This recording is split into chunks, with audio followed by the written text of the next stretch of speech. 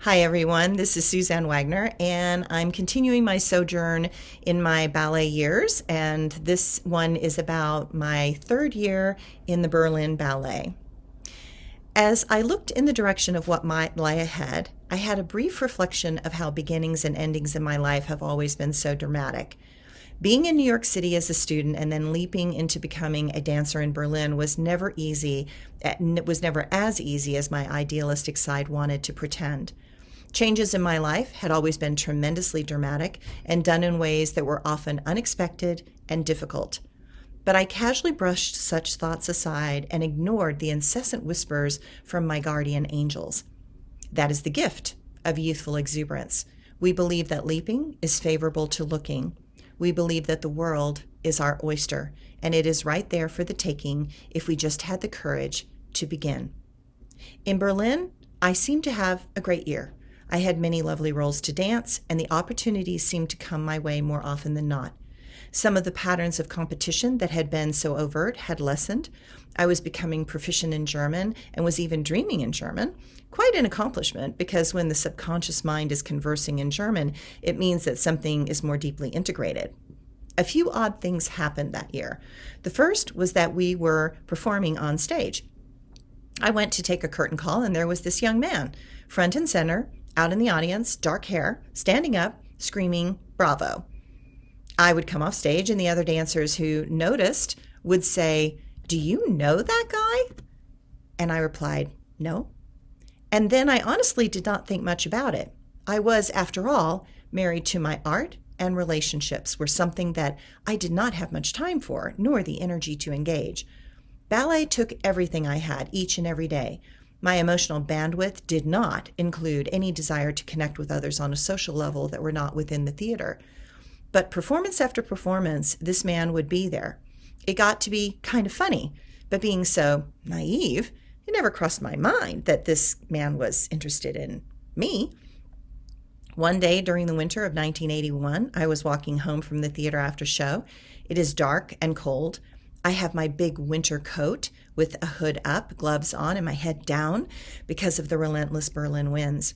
I reached for the door to my building with my keys in hand when someone put their right hand on my left shoulder and called my first name with a question, "Suzanne?" I turned around to see a tall Frenchman standing there in the freezing cold. Startled and a bit alarmed, I looked up to see if I was in danger. It is unnerving for someone to touch you just before you go into a building. He spoke in broken German with a very French accent and stuttered out, "I would like to ask you to coffee, if that would be all right with you." Taken off guard and not knowing what to do, but knowing I wanted to get into my building and safe, I carefully looked at this man, seeing that, oh, this is that guy from the audience. He's a decent enough fellow, a bit forward, but most Latin men are, and I hesitated. He saw the hesitation and said that he loved watching me at the performances and thought I was an amazing dancer, and he just wondered if we could get to know each other better. I had to give him 10 points for guts and courage. It is not an easy thing to ask anyone out, and especially me. I found myself breathing slightly easier and decided to give him a chance. After all, it was only coffee, right? We arranged to meet at a coffee house nearby on my day off, and I wanted to just get in my building, but he grabbed my hand to say thank you, but kissed my hand in a classic French way with the word merci.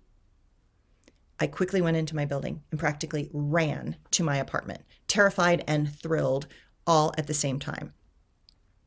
Did someone just ask me out? Did that really just happen?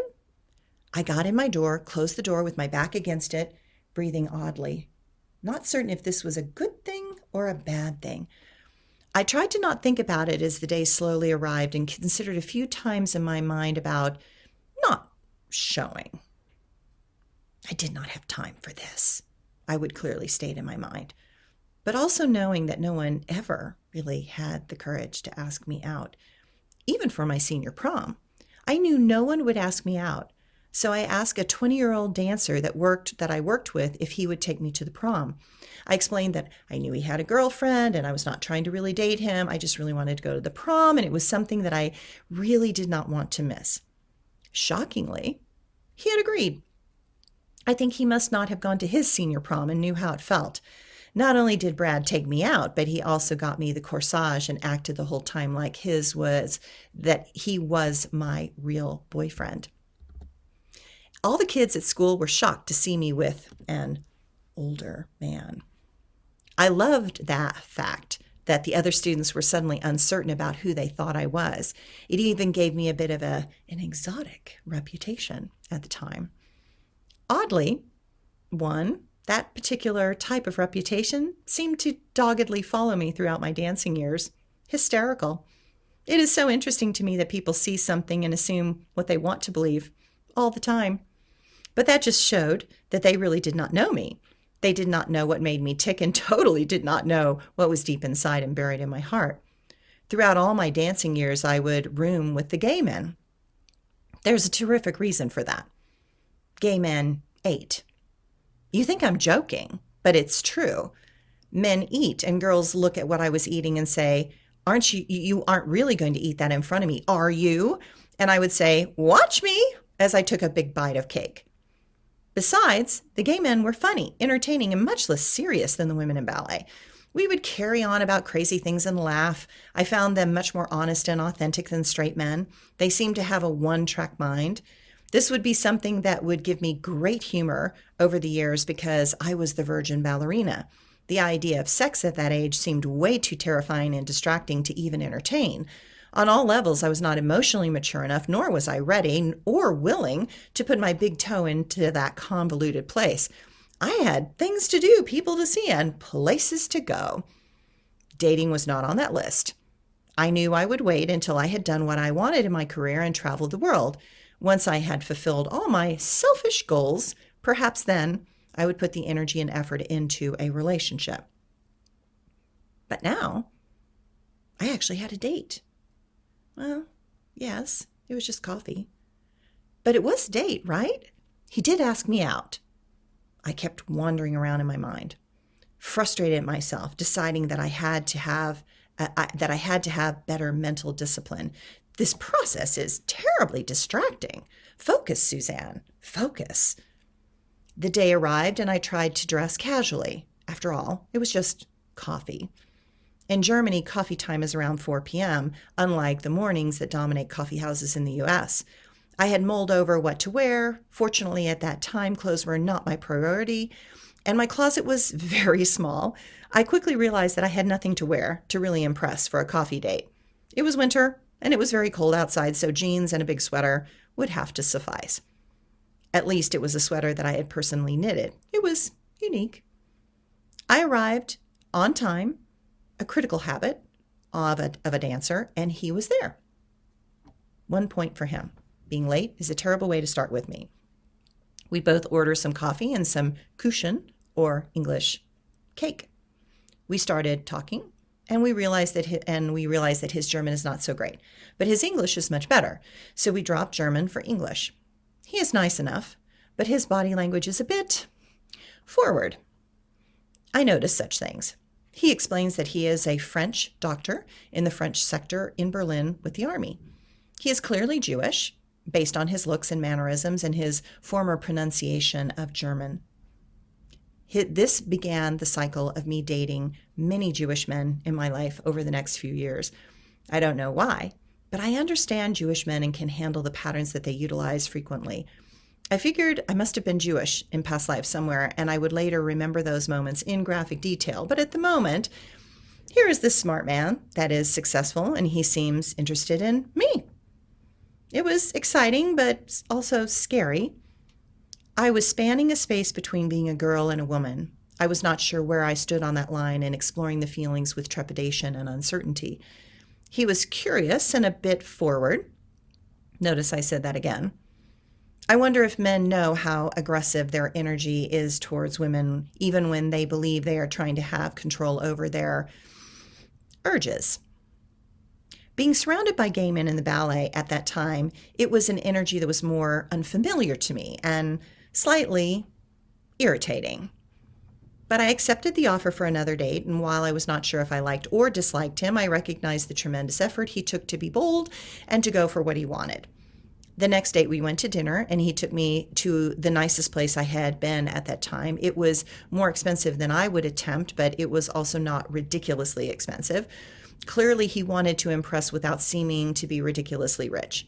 That was good. I don't like those that are too ostentatious. On that date, I learned that he was Jewish and raised in Paris. One of my favorite cities in the world. We talked about the beauty of the city, our favorite spots, favorite cafes, favorite artists. It was lovely to discover some common ground. That date, I thought that maybe, just maybe, I could do the dating thing. The next date, he wanted to take me to a movie. I thought that might be harmless enough. First mistake. We get to this movie and I'm interested in the movie. He was interested in something else. He was interested in me. At first, he wants to hold my hand. That's fine. But suddenly, this guy is blowing in my ear. What the hell? What is wrong with this guy? That is what my immature girl brain thinks. He is suddenly all over me in the darkness. I am unsure what to do. I am pulling away, which should have been a clue. And he just can't stop himself. Self-control is something that all dancers respect. Without it, dancers would be lost and unsuccessful. I personally need to have a man that has respectful self-control. Now, this guy is not only making me uncomfortable, he's now making me mad. I try to tell him such, and he is still unable to pull back to allow me enough space to breathe. I get up to move and tell him that it's time to leave. He looks at me in confusion. He asks what is wrong. I tell him that I am not comfortable with what he is doing, and I am going home now. I'm walking out of the theater with him following. We get outside and I begin to move towards the U-Bahn, and he seems completely uncertain. He asks for me to stop walking, and I turn towards him, glaring. He says that he is confused and that I am not acting like all the Americans he has seen. I asked, what Americans is he referring to? And he said, the Americans in the movies. Seriously? He is thinking that I'm going to act like the women in the movies. What planet is this guy on? Even I know the difference between fantasy and reality, and I'm living in the bubble of a fairy tale world. I turn back towards the subway entrance in disgust. Suddenly, it seems to register to him some fact. He asks, wait, have you never had sex with anyone? I turned and said, I have never had a date. He stops and stares at me in disbelief. Then he says, I want to take you home to meet my mama. That was when I was very clear that I was not remotely going to go with him to meet Mama, and I told him such. He, too late, realized how far he had pushed me, and now he was backing up as fast as possible. He asked for me to give him another chance, and that he did not realize a lot of things, and that because of the American movies, he thought that all American women were loose and liked what he was doing. Ugh. I couldn't believe what I was hearing. What reality was this? No one that was remotely interested to me at that time. He literally got down on one knee to hold my hand and beg me to not give up and that he was going to take me to the theater and a play next week. He pleaded for me to give him one more chance. Reluctantly, I agreed. We were to go to the play the following week. I was not really happy with my decision, and I knew that I was emotionally not ready for whatever this dating thing was. But the following week, I got dressed and went to the theater. It was chilly, but not the death of winter. I am standing outside the theater, people are rushing in, and there is no Jewish doctor showing up. I don't have the tickets, and I have no way to get into the building. I hear the bell ring for the audience to be seated inside. The outer doors close, and I'm left standing outside in the cold. It seems clear that this dance was over. I went home, and about an hour later, he calls in a rush, panicked and apologetic voice. He is a doctor, and he was called to an emergency and could not get a hold of me because when he called, I had already left for the theater. It was an honest response. But I told him that I was really no longer interested in dating at this time anyway, and that he had a demanding career, and so did I. He tried to talk me out of it, but my mind was set. He finally agreed, and we said our goodbyes over the phone. I got off the phone, and I was so relieved to be done with this chapter. I could see what it required to merge with another was too much for me at this time. To this day, I like confidence, not cockiness in men. I like men who have self-control, who are able to read the body language of a person. I like men that want to love a woman but are not in desperate need of one. I like men who have a steady quality and an air of knowing who they already are. We learn a lot about who we are when we are dealing with others. We learn about our boundaries in ways that are new and disconcerting. While I do not think I handled my first foray into the dating world perfectly, I did learn a lot, and I learned more of who I am and what I find attractive. We cannot grow without a few bumps. He was not a bad person, just a person who was attracted to the assumptions he saw on the silver screen. He was living in a fantasy, and on many levels, so was I.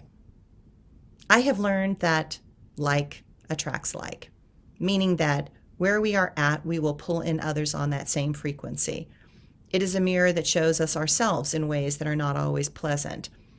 I saw how emotionally immature I was, how stifled I was in understanding the actions of others, how much I still had to grow to become a real adult, and I learned what I needed to become a better communicator in what I wanted and what I didn't want. All of those are very good things to notice about oneself. It was going to serve me well in the future, but at that time I was relieved to be able to go back into my safe and comfortable cave in the ballet world. Thanks, everyone.